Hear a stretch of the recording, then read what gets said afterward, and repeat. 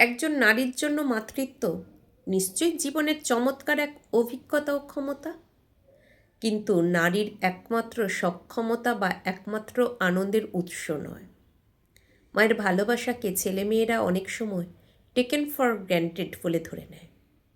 সন্তান বড় করার কঠিন পথটি শুধুই কি মায়েদের আত্মত্যাগের গল্প, নাকি এর পিছনে গভীর কিন্তু খুব মানবিক কারণ আছে? ছেলে মেয়েরা মায়ের ভালোবাসাকে এক প্রকার শর্তহীন ভালোবাসা বলে ধরে নেয়, বিশেষ করে সিঙ্গেল প্যারেন্টিংয়ের ক্ষেত্রে। এদেশের প্রেক্ষাপটে সিঙ্গেল প্যারেন্টিং সহজ কিছু না। সিঙ্গেল মায়েদের জিন বিশেষ কোনো জিন দিয়ে বানানো হয় না। তাদের তৈরির কাঁচামাল অন্য মানুষদের মতোই থাকে।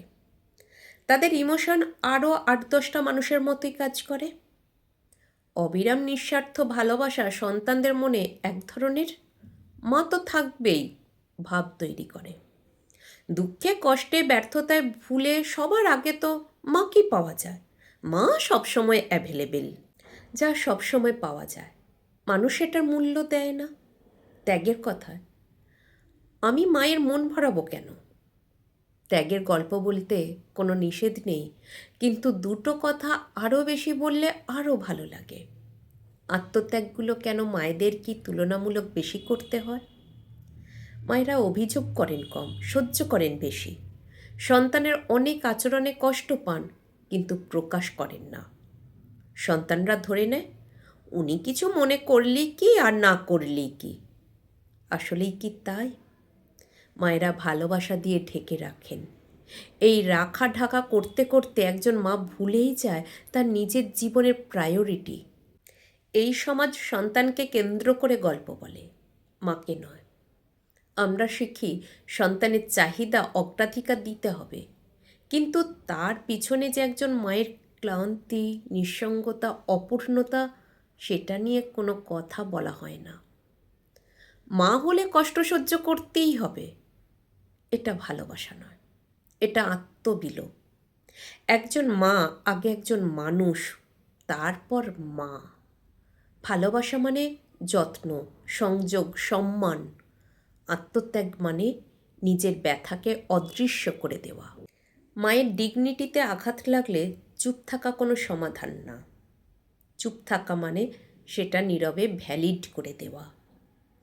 একজন মা চাইলে কষ্ট লাগলে বলতে পারেন, অসম্মান হলে থামাতে পারেন, সীমা টানতে পারেন। যখন মা বারবার কষ্ট পেয়েও কিছু বলেন না, সন্তানেরা সেটাকে স্বাভাবিক ধরে নেয়। এখান থেকেই ডিসরেসপেক্ট জন্ম নেয়। আমি মা বলি অসম্মান সহ্য করতে হবে, এটা ঠিক নয়। শান্ত কিন্তু দৃঢ় ভাষায় নিজেকে বোঝান।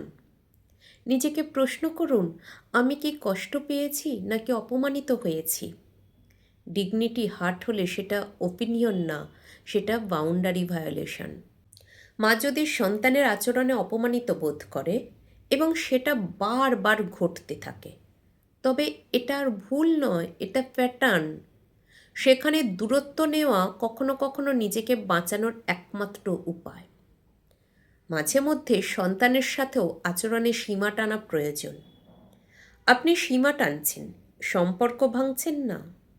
নিজেকে অপরাধী ভাবা বন্ধ করে মা তো নামক ট্রাম্পকার্ডটা নামিয়ে রাখুন। মা তো সহ্য করতেই হবে, এইটাই একজন মায়ের সবচেয়ে বড় ফাঁদ। যে মা সেই ফাঁদে বারবার পা দেন, তিনি নিজেকে সম্পূর্ণ মুছে ফেলেন।